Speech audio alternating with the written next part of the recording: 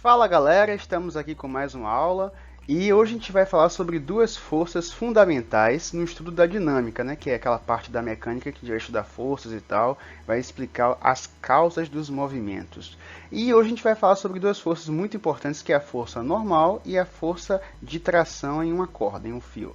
Ok, vamos começar com a força normal. Então, para a gente entender, a gente vai pensar uma situação. Isso aqui, né, é uma mesa, pelo menos é o ícone da mesa que o PowerPoint nos dá. Vamos imaginar então que exista uma maleta aqui com algo dentro, né, que ela tem uma massa. E o que vai acontecer? Sabemos que existe a força-peso, que a gente já estudou, né? Então, existe a força-peso, e essa força-peso vai ser orientada para o centro do planeta, para baixo. Isso significa que se a gente largar a maleta ali nessa posição, ela vai fazer o quê? Ela vai descer, vai cair. Mas chega na mesa e acontece o quê? A maleta para. Não é isso que acontece no mundo real, no senso comum? Isso. Agora, nesse momento aqui, a maleta está em repouso. E como é possível estar em repouso se existe uma força-peso atraindo ela? A única explicação para isso, para que esteja em repouso, é se a gente admitir que assim como existe uma força na maleta para baixo, existe também uma força para cima, a lei da ação e reação, de forma que anule as forças e ela fique em repouso. Essa é a única explicação. Essa força aqui que apareceu para cima, né, apareceu do nada, por assim dizer, é a força normal, ou como o nome todo diria, é a força normal de apoio.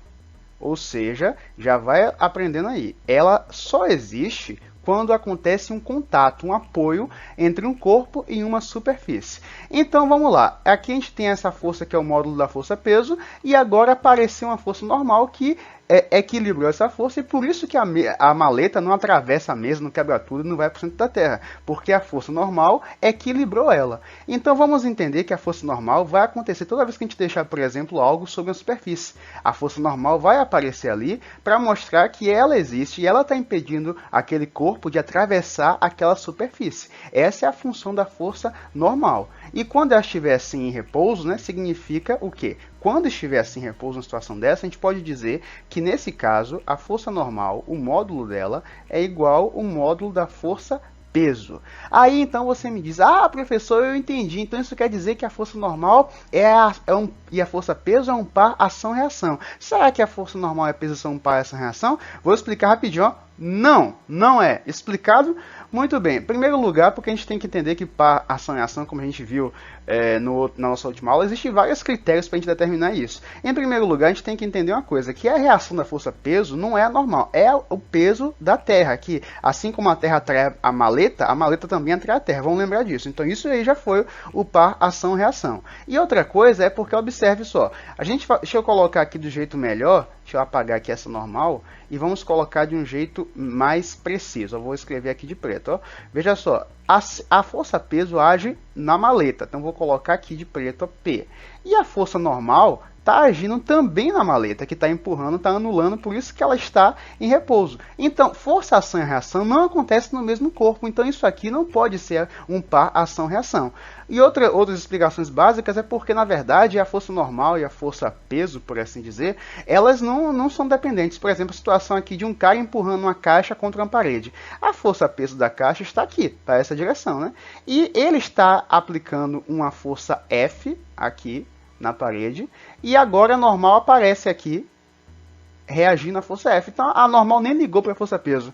E outra situação também que a gente vai poder perceber é que nesses casos, quando tem um plano inclinado, ou seja, quando não está tudo retinho, né, quando tem um ângulo assim de inclinação, a gente vai ver que a força peso naturalmente vai ser para baixo, por centro do planeta, mas a normal vai ser perpendicular ao plano. Olha só. Então, peso vai ser para baixo e a normal vai estar fazendo perpendicular com o plano. Então, a normal e o peso não são ação-reação.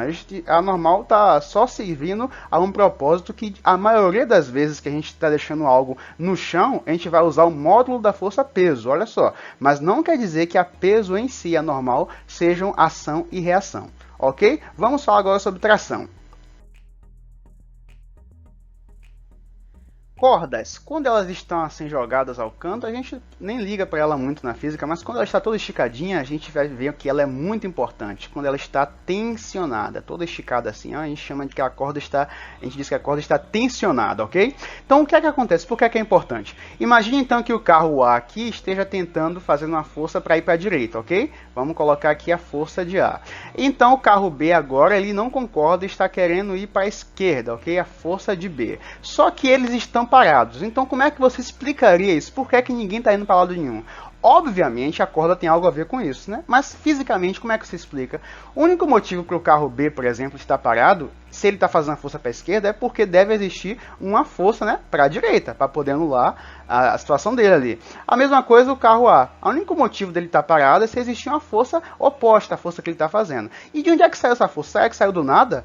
Claro que não. Aí nós vamos entender qual é a função da corda. Ela vai servir como um condutor de força, ou seja, essa força que o A está fazendo aqui, já que ele está conectado a uma corda tensionada, essa força vai ser transmitida até aqui. Então essa força aqui de A é transmitida. Podemos dizer que isso aqui, na verdade, vamos apagar aqui esse negócio de F de A, como é transmitida pela corda, dizemos que essa força é a tração gerada pelo carro A. A mesma coisa aqui, existe uma tração gerada pelo carro B, que simplesmente é a força aqui de B que está sendo conduzida pela corda, ok? Então é isso aí, em situações de equilíbrio, vamos lembrar o que é equilíbrio? Equilíbrio é quando o corpo, nessa casa aqui está vendo, quando o corpo estiver em inércia, né? Somatório das forças for igual a zero. Em situações de equilíbrio, quando a velocidade for constante ou estiver em repouso, como é o caso aqui, a gente tem que entender que a força, a tensão em uma ponta vai ser sempre igual à tensão em outra ponta. Em outras palavras, são um par ação-reação. A tensão em A, em equilíbrio, vai ser sempre igual à tensão em B.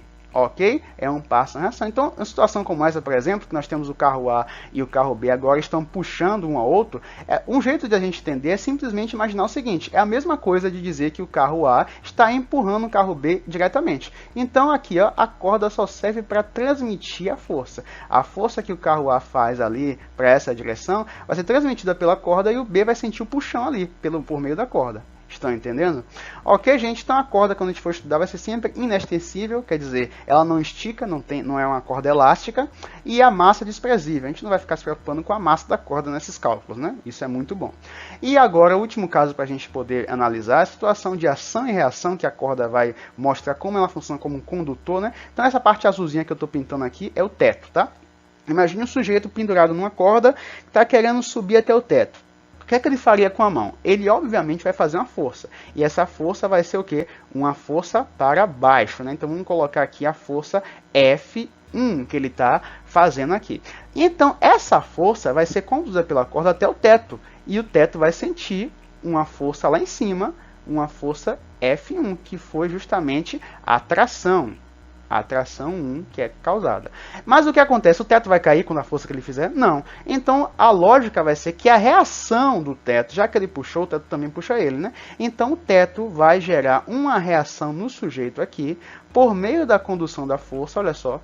Não tem outro jeito desse teto conseguir puxar o cara, a não ser que tenha um condutor. Então aqui nós temos uma condução F2, que é a reação do teto. Dessa forma, justamente por que disso, o cara consegue, fazendo força para baixo, subir e escalar até o teto. É assim que qualquer pessoa escala qualquer coisa, né, gente? Então vamos lembrar, a tração mostra que as cordas servem como condutor de forças. Essa é a lição que a gente vai tirar daqui.